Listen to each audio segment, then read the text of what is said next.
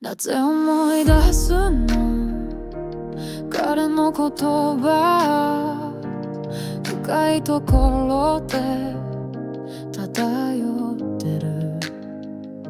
通り過ぎるはずだった置いてゆく仲間たち、笑い声時を越えて、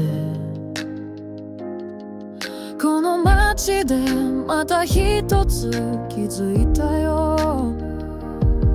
足になった君がまだ生きてる。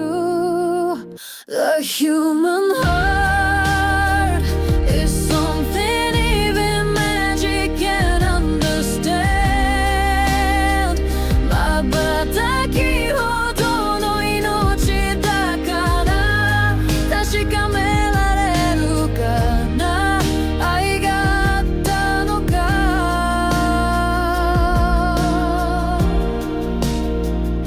時がありすぎて全てが無駄に思えて、脆くて強い人の願い、どうすべきなの。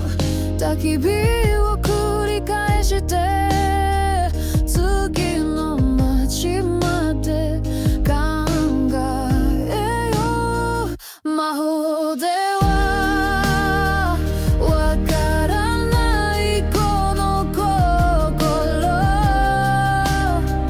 瞬きほどの命にしか見えない何かを探してる。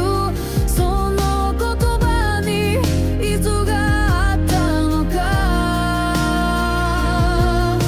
遠く過ぎ去る日々と人、何のための思い出なの。 The human heart is something even magic can understand。